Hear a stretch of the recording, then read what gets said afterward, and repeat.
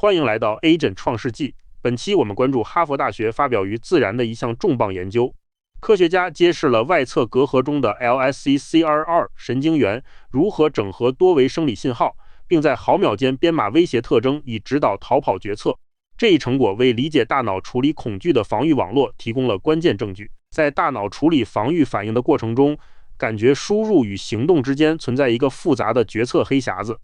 系统不仅要接收危险的声音信号，还必须调取记忆与生理本能等内部状态。本项研究关注的核心就是寻找那个在毫秒间将威胁评估转化为逃跑指令的精密衔接点。揭开黑匣子的关键主角是位于边缘前脑的外侧隔阂，它是一个处理认知与防御的核心抑制性结构。研究重点关注表达2型促肾上腺皮质激素释放激素受体的 LSCR2 神经元。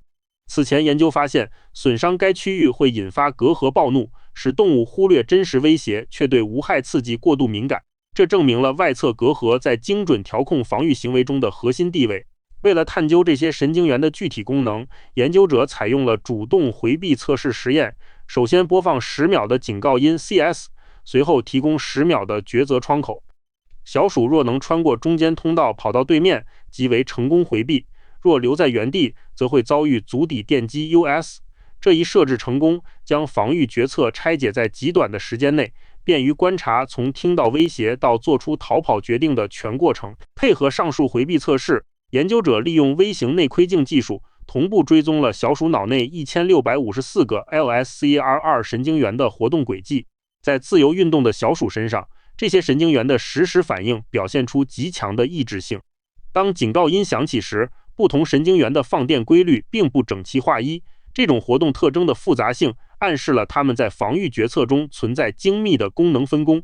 对这些神经元的活动进行时间轴分析，研究者发现了2个独立的关键计算阶段。在警告音响起的0秒瞬间，第一批神经元急速放电，用于评估威胁的严重性；而在小鼠起步逃跑前约 1.5 秒，第2群神经元会突然活跃，以输出运动信号。外侧隔阂在防御决策中通过这种分布接力实现了先评估后执行的计算逻辑。在这些神经元群体中，计算轨迹在行动发生前就已经出现了分歧。通过 3D 状态空间图可以看到，警告音响起仅1秒后，成功逃跑与失败受击的神经放电轨迹便已分道扬镳。利用支持向量机 AI 模型，研究者能以此提前预知决策结果。这证明 LSCR2 神经元不仅对感官信号有反应，其内部更预先编码了即将到来的逃跑决定。为了验证因果关系，研究者利用光遗传学手段对不同阶段进行了干预。在警告音刚响起时，关闭神经元会导致小鼠逃跑概率断崖式下跌，反应也严重迟缓。这证实了初期评估过程被打断。而如果在起步前瞬间关闭神经元，虽然小鼠仍有动作，但逃跑速度锐减，动作极其无力。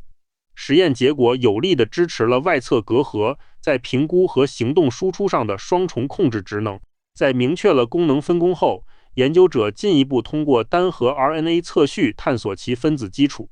实验发现，原本被视为单一群体的 LSCR2 神经元，其实可以被精确划分为10个转录学上完全不同的亚型。这一发现为解析评估与行动功能的差异提供了微观层面的基因证据，引出了这10个亚型是否对应不同决策职能的核心悬念。这10个亚型在空间分布上也展现出显著的差异。例如 GLPR 聚集在特定微区， MET 呈现独特的背侧分布，而 CALCR 则盘踞在外缘。这种精确的选址暗示，它们不仅基因特征不同，连在大脑中的网络通信线路也完全不同，为各自承担特定的防御决策任务提供了结构基础。科学家首次证明外侧隔阂神经元的功能分工与其底层的分子基因特征直接相关。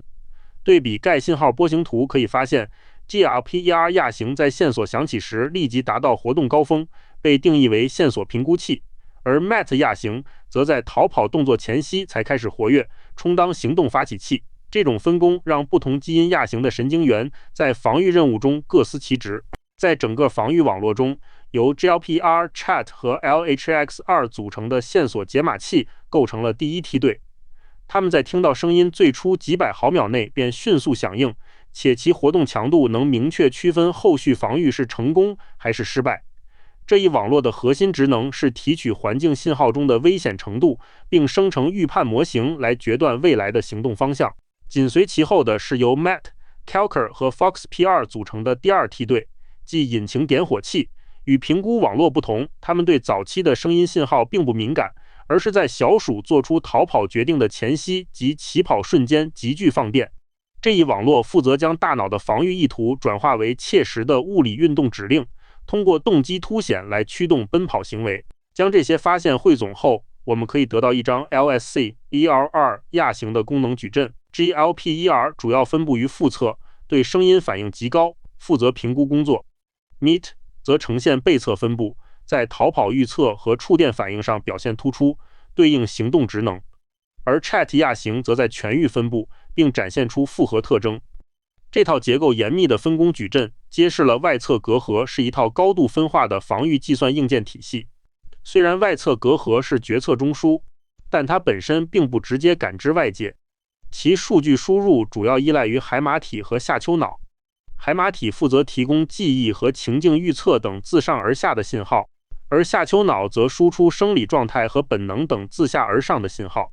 接下来的核心问题是，这两大情报机构是如何与外侧隔阂的具体分子亚型精准对接并协同工作的。为了绘制全脑接线图，研究者采用了逆行狂犬病毒追踪技术。他们利用辅助病毒系统特异性锁定 LSCRR2 神经元，让病毒沿轴突逆行，点亮所有向上游发送信号的神经元。结合光纤记录技术，科学家得以及时捕获这些上游输入信号在小鼠逃跑时的活动特征，从而在活体中验证信息流动的具体路径。第一个情报源是海马体，主要由腹侧、CA1 和下托等区域提供输入。这些信号具有显著的线索相关性。该信号曲线显示它们在线索出现后立即达到峰值。这一通路将自上而下的认知信号重点传递给 Matt 和 GR 亚型，其核心作用是基于过去的记忆，判断当前声音是否预示着即将到来的危险。第二个情报源来自下丘脑，特别是乳头体上核和外侧下丘脑。与海马体不同，这里的信号特征表现为强烈的行动相关性。峰值出现在逃跑动作发起的瞬间，它主要传递自下而上的本能状态信号，旨在通过监测生理指标告诉系统心率和肌肉已准备就绪，应立刻启动奔跑程序。综合来看，大脑构建了一套双核防御架构，外侧隔阂就像一个混合处理器，它将来自海马体的认知预测与来自下丘脑的生理冲动进行解耦处理。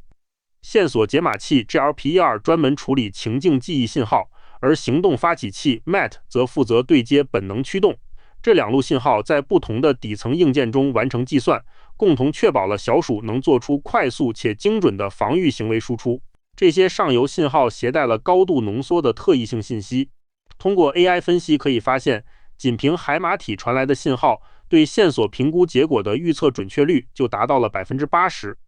同样，仅分析下丘脑的信号，也能以 80% 的准确率预知小鼠的起步动作。这种高度的预测能力证明，外侧隔阂接收到的并非杂乱数据，而是被精准编码过的决策情报。至此，我们可以绘出外侧隔阂威胁计算引擎的完整蓝图。海马体的痛觉记忆与下丘脑的焦虑内驱力作为输入，进入整合中枢后被分流至 GLP-12 和 Matt 网络。评估网络负责对威胁级别进行阈值控制，行动网络则负责接收触发指令。